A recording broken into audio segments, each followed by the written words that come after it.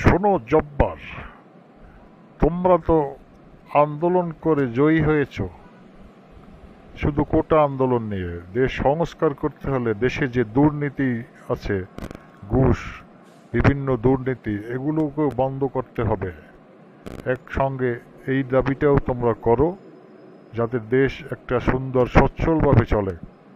এটাও সংস্কারের ভিতরে তোমরা দাবি রাখো, দেখবে সুন্দর দেশ পাবা এবং ভবিষ্যৎ তোমাদের ভালো হবে। জি স্যার, বুঝতে পেরেছি।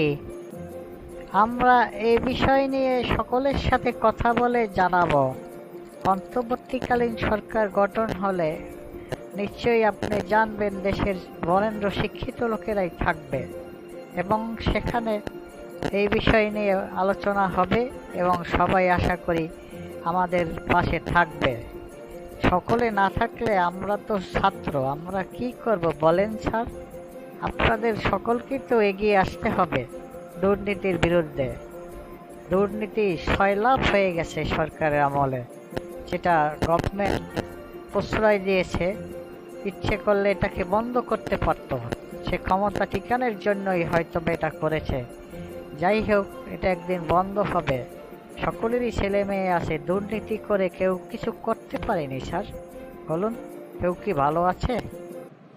আসলে কথাটা ঠিকই বলেছ, দুর্নীতি করে কেউ কিছু করতে পারেনি, যদিও সাময়িক একটু আনন্দ পায়। কিন্তু যাদের কাছ থেকে এই ঘুষ টাকাটা নিচ্ছে, একবারও কি ভেবে দেখেছে যে সেই টাকাটা কোত্থেকে দিচ্ছে? এক্সট্রা টাকা ওরা তো ঠিকই বেতন পাচ্ছে যারা দুর্নীতি করছে, তো বেতন থেকেই তো চলা উচিত। এই দুর্নীতির বিরুদ্ধে সকলকে সোচ্চার হতে হবে। দুর্নীতি এটা একটা সামাজিক ব্যাধি হয়ে দাঁড়িয়েছে আমাদের দেশে। তোমরা এগিয়ে যাও, আমরা আছি তোমাদের সাথে। আশা করি যারা দুর্নীতি করেন, বুকে হাত দিয়ে বলুন আপনারা কি সুখে আছেন, শান্তিতে আছেন, আপনাদের ছেলে মেয়ে কি ভালো আছে? এ থেকে বেরিয়ে আসুন ভাই, দেশকে একটা সুন্দর সমাজ দিন, সুন্দর শিক্ষিত সমাজ গড়ুন, ভবিষ্যৎ প্রজন্মকে ভালো কিছু শিক্ষা দিন, সকলে ভালো হন। আসলে স্যার, বুঝতে পারতাছি না, এদেশে ৯২% আমরা মুসলিম, তারপরও কেন দুর্নীতি করে? সব তো আর অন্য ধর্মাবলম্বী না যে হিন্দু, খ্রিস্টান, বৌদ্ধ, যে ওরা দুর্নীতি করে, ওদের ধর্মীয় জ্ঞান কম। আমাদের তো সব মুসলিম, আমরা বইতে পড়েছি দুর্নীতি ঘুষ করা হারাম, সেটা ধর্মে জায়েজ নাই। কিন্তু আমাদের দেশের মোল্লা মৌলবীরা এটা সম্পর্কে আলোচনা করে না। এর কারণ কি স্যার, একটু বলতে পারবেন?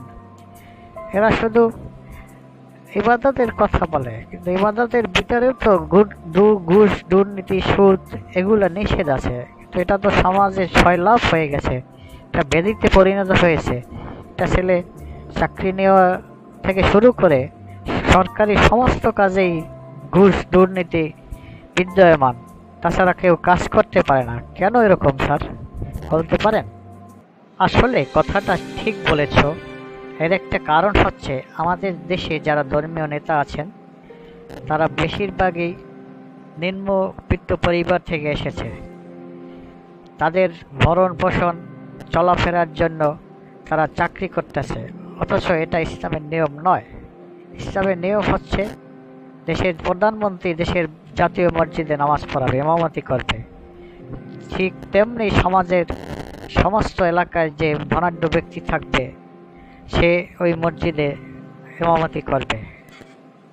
এবং বড় লোকদের ছেলে মেয়ে আলেম, হাফেজ এগুলো হলে তাদের খাদ্য কষ্টের চিন্তা থাকতো না, তারা ন্যায় এবং সত্য কথা বলতে পিছপা হতো না।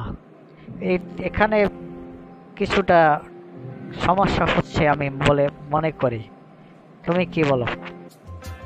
আসলেই স্যার ঠিকই বলেছেন। যদি সকলেই সচেতন হতো এবং ধর্মীয় জ্ঞান সম্পর্কে জ্ঞান থাকতো এবং দেশের আলেম সমাজ আমাদেরকে সঠিক ব্যাখ্যা এবং জ্ঞান দিত ইসলামিক, তাহলে হয়তো দুর্নীতি কিছুটা কমতো। যে দুর্নীতি করছে সেও তো আসলে মুসলিম, মুখে স্বীকার করছে যে মুসলমান, তো তাকে যদি তালিম করা হয় তাহলে সে ভালো হয়ে যাবে। আর যে কথাটা স্যার বলেছেন আমিও আপনার সাথে একমত। হয়তোবা চাকরি যাওয়ার ভয়ে অথবা স্যার রুজি রোজগারের সমস্যা হওয়ার কারণে তারা এই কথাগুলো ভায়োলেশন করতে আছে। জানি না এর থেকে আমরা কখন পরিত্রাণ পাবো। হ্যাঁ, দেখবে এর থেকে একদিন পরিত্রাণ হবে। মানুষ যখন ধর্মীয় জ্ঞান অর্জন করবে তখন ধর্মীয় অনুশাসন নিশ্চয়ই মেনে চলবে। ঘুষ দুর্নীতি এদেশে আর থাকবে না, হানাহানি থাকবে না, ছোট বড় ভেদাভেদ থাকবে না, সবাই মিলেমিশে চলবে। এটা শুধু তোমরাই পারবে। ছাত্র সমাজ দায়িত্ব নাও, দেখবে সব ঠিক হয়ে যাবে। আস্তে আস্তে সব কিছু ঠিক হয়ে যাবে। শুধু দর্শক মণ্ডলী, কার্টুন শুধু আনন্দ বিনোদনের জন্য। এর থেকে যদি কোনো শিক্ষণীয় কিছু হয়ে থাকে বা কারো মনে কোনো কষ্ট পেয়ে থাকেন এর কথাগুলো শুনে, তাহলে আমরা দুঃখিত।